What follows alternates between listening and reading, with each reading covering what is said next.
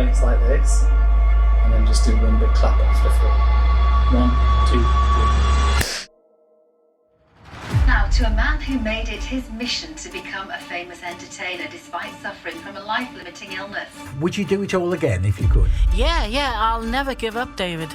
At the end of the day, if you've got a dream, you'll follow your dream. Entertainer Martin Morgan doing what he did best in front of the Britain's Got Talent judging panel. He described it as the performance of his life, but it was to be one of the last. About 650 people a year can die from what's called SUDEP, a sudden unexpected death in epilepsy, but the actual cause of the death is actually unknown. After an online campaign, the Britain's Got Talent production company released the audition tape, which has now been seen by thousands in just a few days. Everyone, you and I, have a seizure threshold, so a point at which you might have a seizure. For people with epilepsy, that seizure threshold is lowered, so they're more likely to have a seizure at some point. Martin actually hadn't had an epileptic episode for quite a number of years. Was it about 15 years? I made it till 200, and I'm proud to get that far. But I'll tell you now, this is not the end of Martin. This is just the beginning.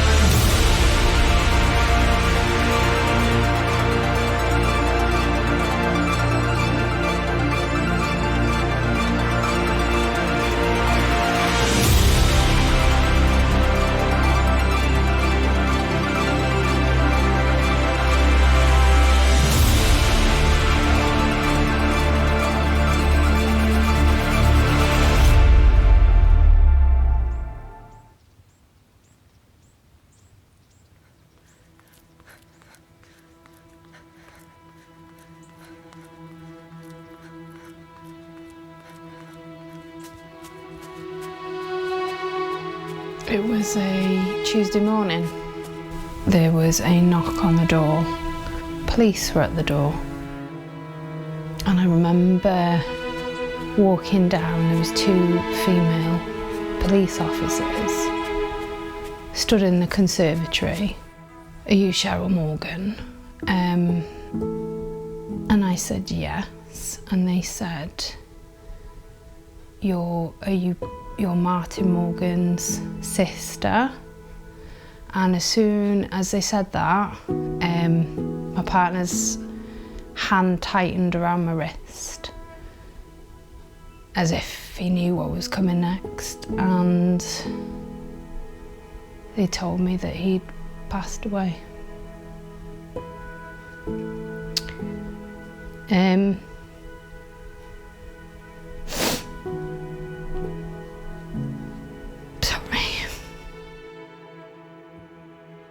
Just got up and said, "No, you're wrong."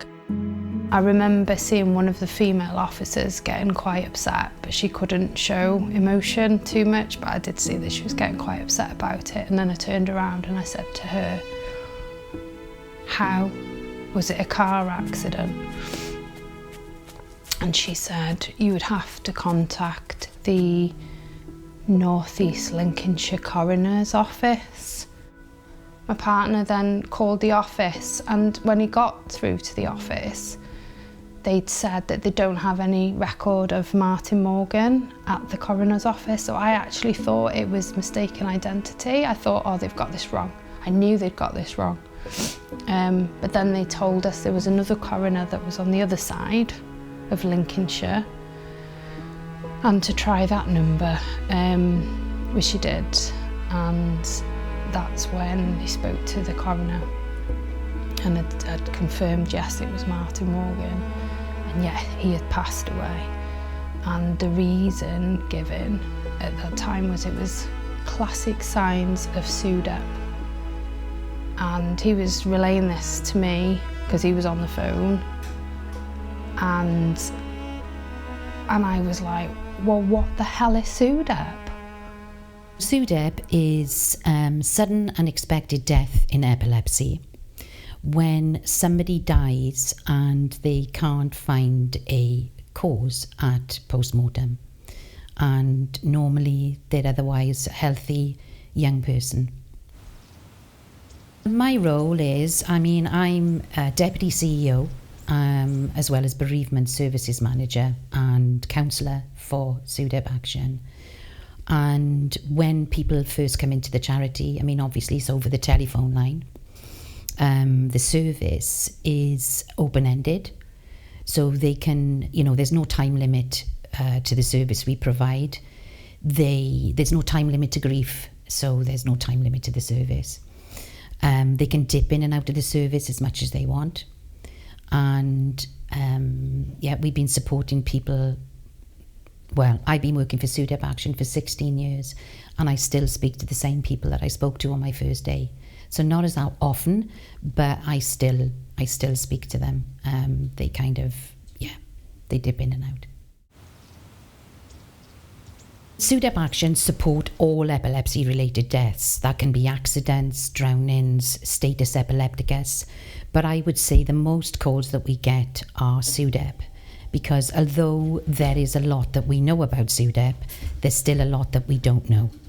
So when people come in, they've never even heard of SUDEP. It hasn't been discussed, and they are shocked, traumatised, absolutely devastated, because, you know, they thought, you know, they had no time to prepare. They thought that they had all the time in the world to say the things that they wanted to. There was no time to say goodbye. Everything has changed in a blink of an eye, and they know that life will never be the same again. And they feel that they are stuck in limbo. Time has stood still, really, and nobody truly understands. When Cheryl contacted, she'd had the information from the coroner's office and never even heard of SUDEP. And, you know, we were on the phone for a good couple of hours, you know, and I guess this can kind of happen because people can ask the same questions over and over, because when you're grieving as well, it's difficult to retain information for, you know, concentration.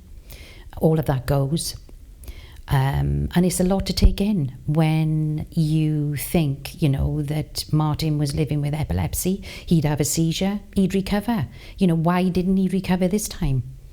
You know, you get used to that. That's your kind of norm, that people have seizures and they recover. Why would you think that anything different would happen? You know, but it didn't. It this time, you know, it took Martin, as it takes many other people.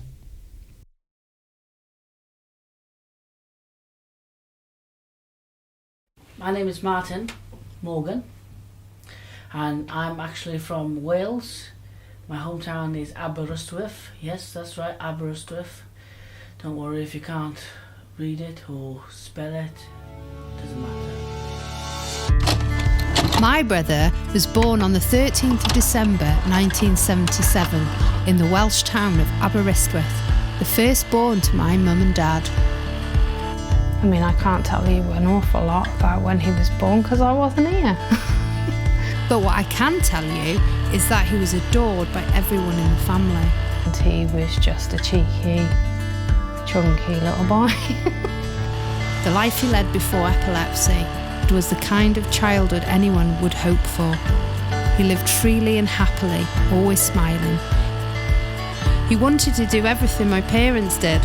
If they were busy with something, he wanted to be right there beside them, copying, exploring, learning. Everything was great for Martin until I came along. Martin didn't really take too well to me, should we say. He was quite a jealous little boy, and there's stories of him pouring in washing powder into my cot and pins and such, and I had to be taken to hospital because they thought I'd swallowed a safety pin.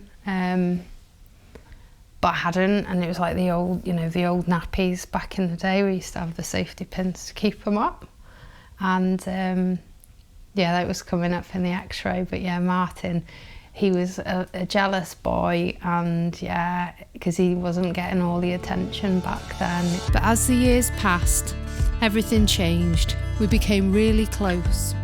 He did everything with me, every game, every adventure. Where you found one of us, you'd find the other. We played in the back garden. He used to put me on the back of his police car, take me on little trips round with my rag doll, up the path. Or the other one was the tractor, and he'd sit me into the little bucket at the back of the tractor and take me up the path where we lived, because we lived in Bow Street then. And but yeah, it was a lot of fun. And Dad, I remember Dad doing this really nice patio at the back, and it was more like a stage, if anything.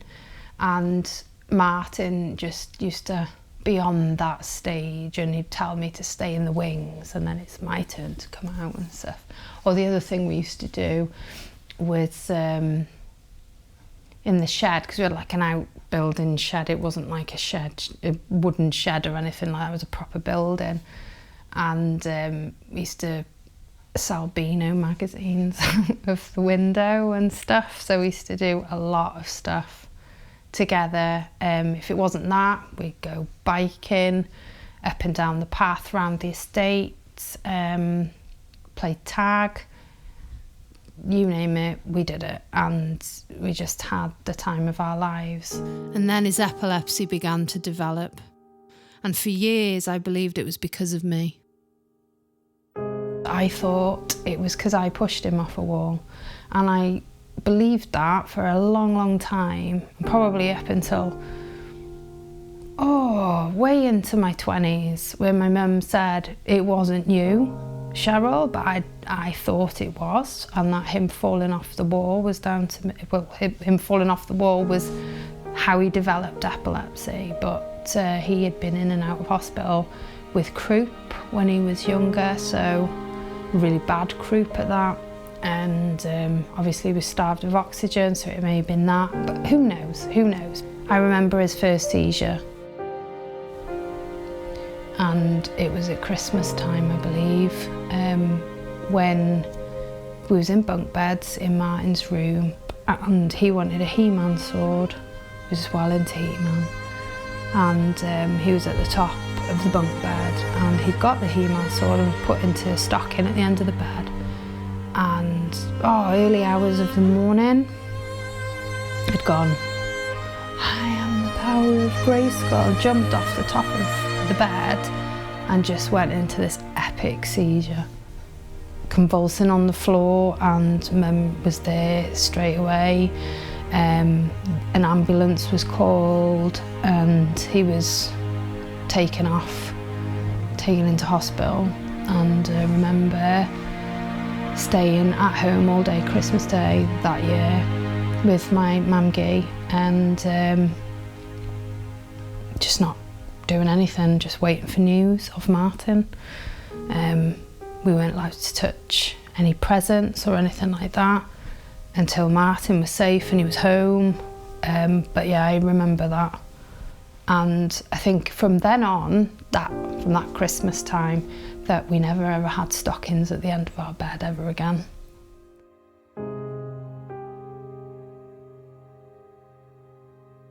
Martin used to have a lot of nocturnal seizures and vacant seizures as well. So he was taken off to Park Hospital and had a lot of EEGs. It was like, so the hospital was like a hospital, but it also had like a school attached to it, if you like. So he was still learning, and he was like with another sort of cohort of patients who had similar to him epilepsy. But it was only like more recently, when I worked in mental health, I actually found out that Oxford Park Hospital was a psychiatric hospital. And you know, back then they used to put a lot of epileptic patients into psychiatric hospitals because they didn't know what to do with them, or used to treat them as though they were mentally ill. I couldn't be there quite a lot of the time. I remember having chicken pox, so I was 6 when Martin was in Oxford, and he would have been 8. And to be away for that length of time from his family. I know Mum and Dad used to travel up there quite a bit. My dad used to work on the National Express buses, and Mum used to do a few shifts on the National Express buses as well, so she could be in the same place. So I was looked after quite a bit by my mamgie and my grandma. So I had to very quickly grow up and sort of fend for myself, if you like. So that's my brother, a boy who grew up living with epilepsy, but who never let it define him. He wanted to do all the normal things in life, to run around, have adventures, get into mischief, just like everyone else. As he got older, the light grew brighter. He discovered performing, singing, stepping out onto the stage where nothing held him back. It was like he belonged there, like the world made more sense to him when he was sharing his voice with it. And then came that incredible audition, Britain's Got Talent. That moment when he showed everyone what he had always known, that he was extraordinary, that he had this rare, fearless spark inside him, a spark that made people stop, listen, and feel something. And now, 10 years since he passed, I wanted to do something to mark that, something worthy of him, something that felt as large, as bold, and as full of life as he was. So I decided to take on the Welsh Three Peaks. He chose every single day to never give up, to follow his dreams, to be bigger than his challenges, to be Martin. And he deserves to be remembered exactly as he was. My amazing brother.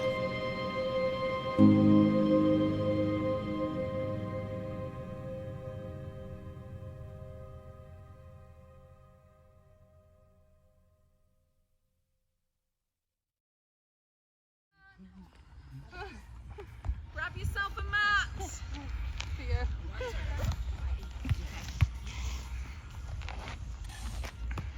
So, welcome. This is a BDF podcast.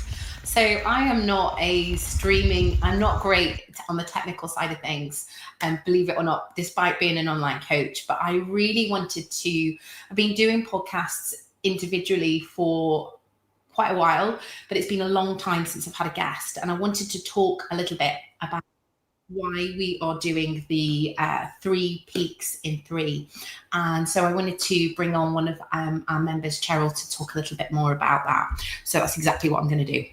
Beth Ann Davis has given me a lot of inspiration when I read her story. Part of why I really wanted to join as well, because I could relate to what she had put in her story, where she lost her parents, and you know, that in itself is tough.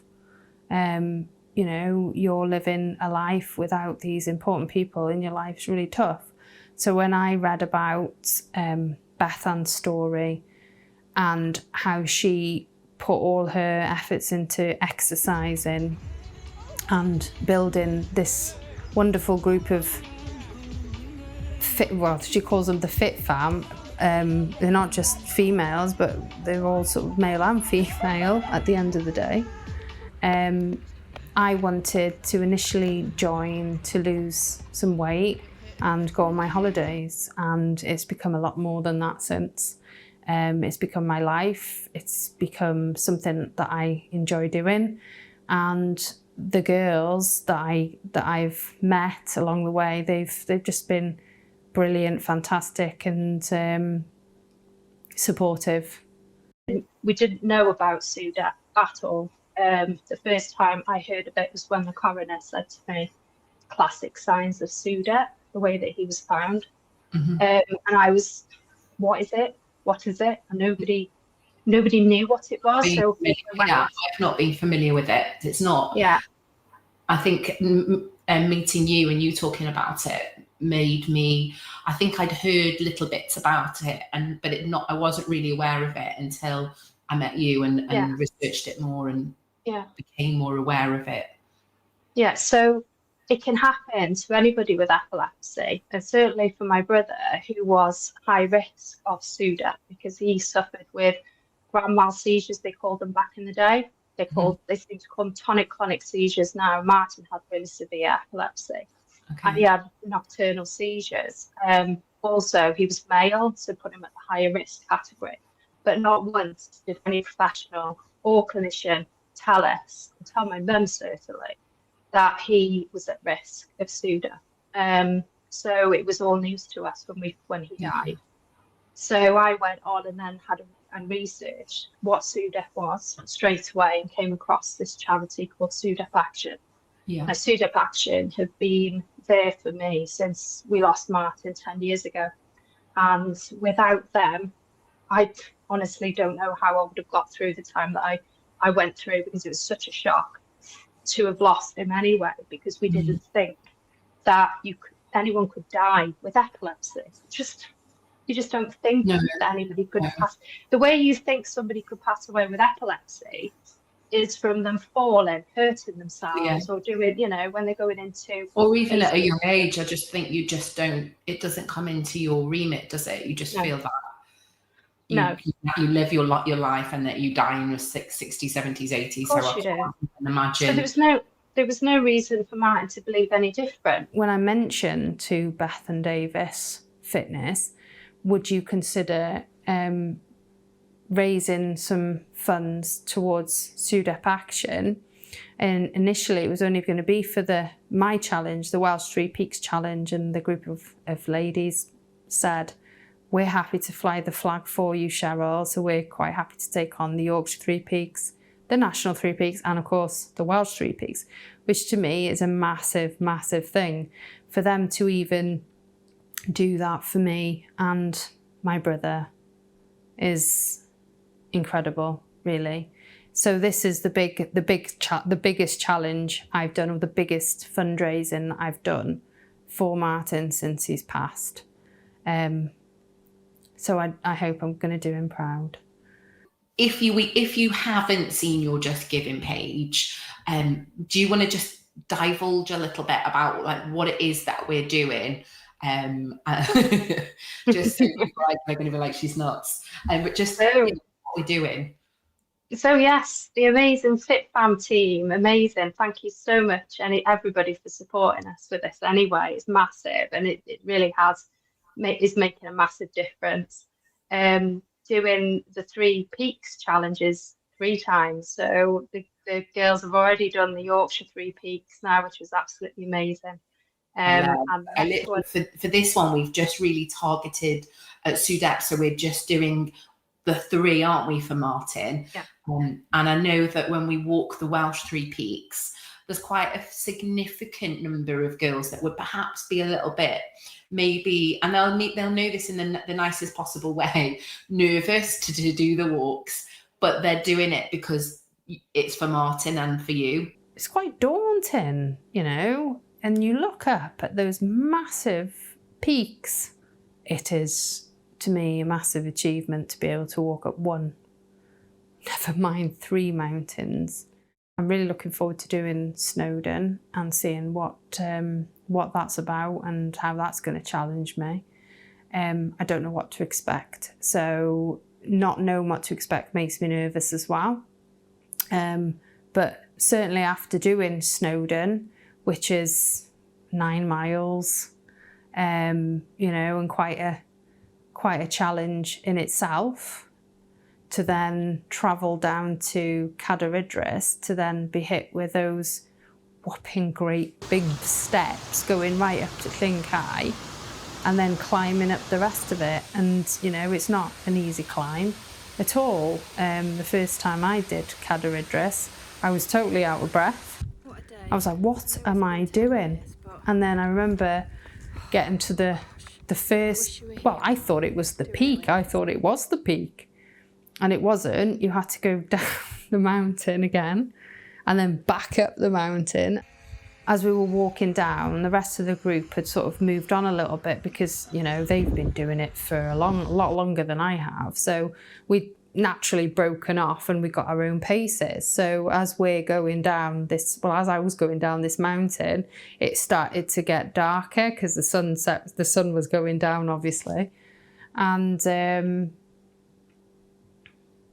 I felt alone at that point. And then a little voice in my head, not a little voice in my head, my mum, dad and Martin were going, you can do this, you can do it. Just get up that mountain. And I just, from nowhere, just went, I'm getting up there regardless. And I got up there and it was a hell of an achievement. So because of that and the way that made me feel, to conquer all three of them, one after the other, in 24 hours, I know that they're going to be with me. I know Martin's going to be with me every step of the way. Each time you do it, as you said, when you do it, you walk the mountain, you get to the top and you just feel like a massive feeling of like, I'm alive. And like for me, when we go together, it's like I said with the Welsh Three Peaks, there's girls there that perhaps would not necessarily sign up, but because it's for Martin, for you, they've signed up and they said, I'm going to do it. So I think it's really powerful because something amazing comes, you build people's confidence, you bring people together when we do things like this. And he's in the forefront of everybody's mind, which brings him to life, doesn't it? And when we do it in an empowering way, it kind of does, I think for me, if I talk about my mum in an empowering way or, a good memory, it helps me to internalize that upset and anger and torment. Because when you get that phone call, unless you've been there, you cannot comprehend it, can you? No. It's the worst like life changes forever. So when you do something really nice or something happens that you can do in a positive way, it's a really lovely way for us to honour him and to honour you and to say, we care about you, we care about Martin, we care about each other, and do something positive in a positive way where we can raise some money. And I know how much have we raised? I know you're going to know the figure. We've raised £1,000 so far, which is absolutely incredible. Can you imagine, if you had £1,000 in your hand, honestly, that's a massive amount, and we've only walked Three Peaks. So we've got together nine mountains, and they're all hideous. You get to points and you're like, oh my word, trying to pretend like you're not out of breath, and it's hard, and feel tired, but you will feel amazing for having done it. And I'm sure we'll have a cheeky glass of Prosecco or go and toast him in some way.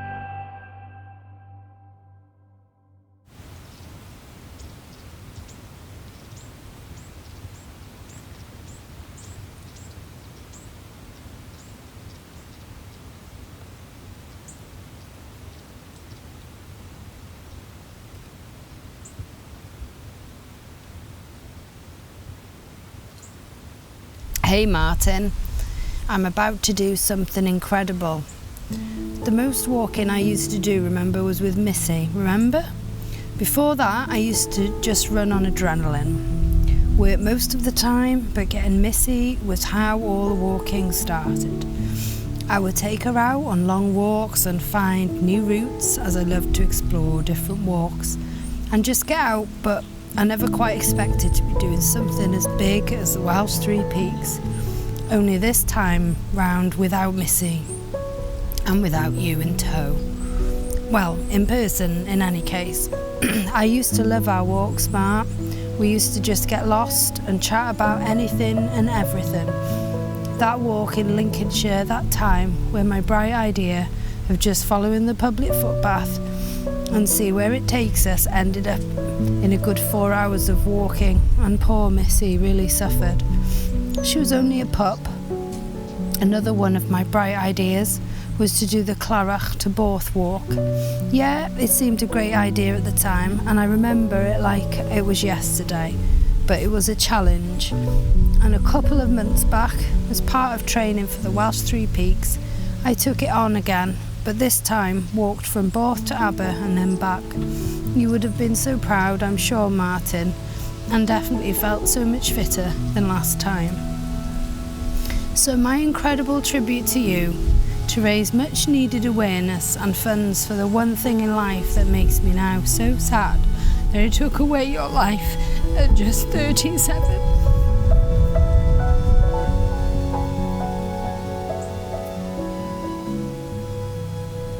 Sudden unexpected death in epilepsy. I hate what epilepsy did to you, Martin, and I can't bring you back, but I can certainly try and make a difference. I can certainly challenge myself, and I'm going to do it, to mark 10 years since your passing. I know you will be with me on the day. It's slowly approaching, and I'm nervous, but I have been training so hard for this. I remembered you saying to me once that you aren't going to make any new friends or meet new people staying in and not getting involved. How is this for getting involved? Thank you, Martin, for giving me the courage to do something that I thought would be out of my comfort zone. By joining a group of ladies that motivate me and others to be a better version of yourself and not to give up. Your wise words once again shine through, telling us all to never give up. And I won't. On the 6th of September, I'm going to tackle those mountains with the Fit Fam group of incredible women who have already done so much in raising vital awareness and funds for SUDEP Action. They climbed the Yorkshire Peaks, the Nationals, and now the Welsh Three Peaks, all in your memory, Martin. That is incredible in itself. And who ever said I would climb one mountain, never mind 3 in 24 hours? I miss you so much, bro. Your voice, your laughter, your kindness, and for being the person you were. You genuinely were the kindest and a friend to many. You don't often see a lot of that nowadays. Your nieces never got to meet you, but they 100% know who you are, and we always carry you in our hearts. On this day, I'm going to feel that little bit closer to you up on those peaks. So watch down on us, smile the biggest smile ever, and keep rooting for us, Martin. We won't give up. We'll never give up, Martin. We love you lots.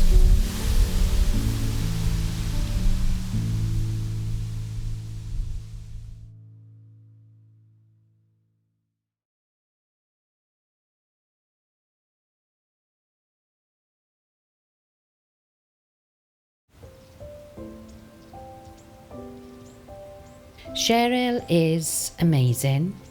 She is a machine. And I think that grief is an energy. It's a kind of tension that needs to be expressed in some way. And she's used that, she's turned that grief around. It's really sort of empowered her to kind of raise awareness so that this doesn't happen to anyone else, that nobody has to go through what she's had to go through. And she's done some amazing things, and that's just, it's still a form of grieving because it's just expressing that energy in a different way, in a more physical energy, and turning that around. So turning something kind of negative into something positive. And I think that's incredibly amazing how somebody, can do that. And Cheryl has done that. I think Martin's memory will live on in the things that she does, such as, the 3 Welsh Peak Challenge, and, this video really, and Martin's involvement. You're still including Martin in kind of everything that you do, because everything that she does do is in Martin's name, and that's his legacy. There'd be a lot of things I'd say to Martin if I could see him right now. That's a really tough question.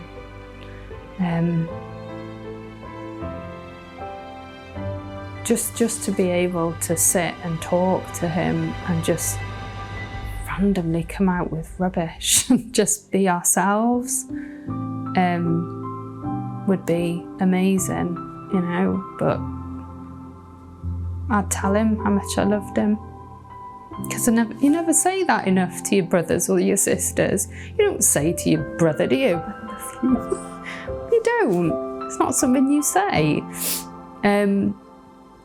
But if I could rewind it back, I'd give him the biggest hug and say, I love you, Martin.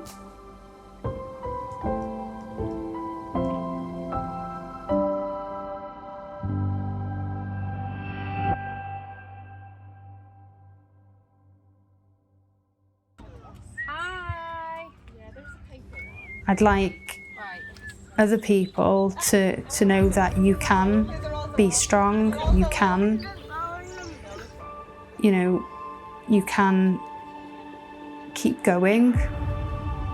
It's not all about, you know, being in that moment. Yes, grief is going to come at you, grief is going to knock you down, you're going to get back up again and it's going to knock you back down. I think you mentioned once upon a time that it was like waves, it comes in waves, and then you think you can't get over that wave. A huge wave comes crashing down on you again and then you climb back up again. Well, this is mountains, challenges, this is what it's all about.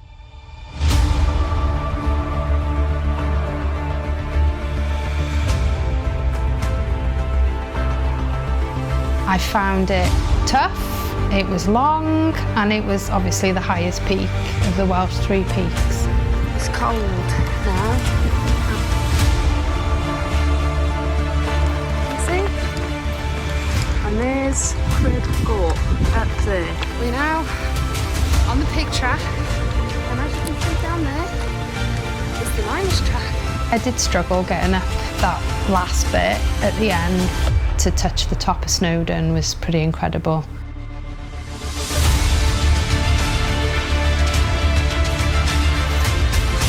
I can honestly, hand on heart, say that is a tough mountain. And they say it's a good mountain to train on because it is quite a tough gig. I was really happy that we didn't go on the Minffordd path that I've done like before, and we did the other side, so the other side was at Tynant.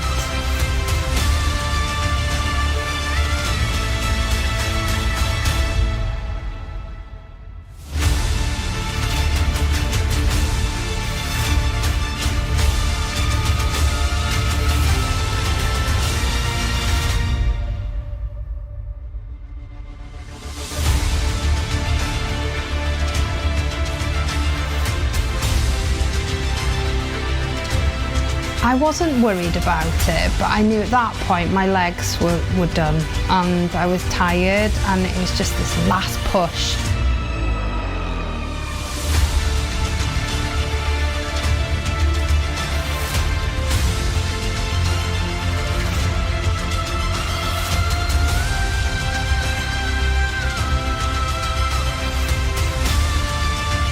But when we got to the top and the wind just blew us,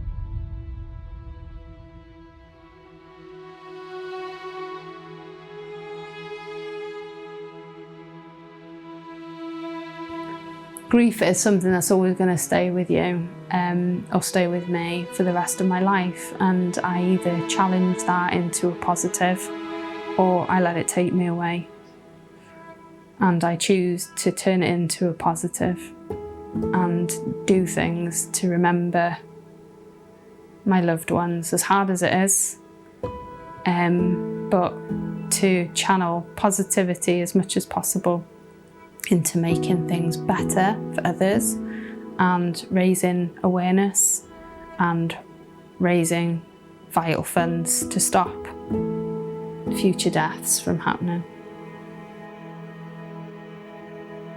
He was my brother, my hero. 10 years later, I still think about what could have been, where we would be now, whether he would have his own children, whether he would be married. What ifs all the time. You know, we feel that everybody that's diagnosed with epilepsy should have that risk communication, because, you know, it's not sort of low, medium or high, because risk can change over time. So that's why it's important to have that conversation. And of course, that makes it easier now more than ever to have that communication, because we've got the SUDEP seizure safety checklist, which the clinician can use when they're having that conversation. And also for the patient, we've got the EPSMON app, you know, which prompts people to complete that every sort of 3 months. And that kind of pulls all that information together and saves a little report at the end, which they can take along to their clinician, but also flags up any areas of concern. You know, so that's a really useful tool, because that risk can change over time. So that's why it's important to have those kind of regular sort of consultations with the clinician, and the tools that are available out there, because they are available. I miss him. I miss him. His laugh, the way that he used to make everything better, you know? You'd talk to Martin and he'd make everything better. How incredibly difficult it is for people, you know, and how people in the street, because a certain amount of time has passed, that there's a certain amount of pressure that people who've experienced a death like this, because it's different, there are different complexities, and I'm not diminishing anybody's grief, you know, when losing an older person, but losing a younger person, you live your life by the calendar, because they never reach the milestones that they were supposed to reach. When an older person dies, hopefully they've reached all those milestones. Do you know what I mean? That's what I want to get across, really, that's important, I think. It's different.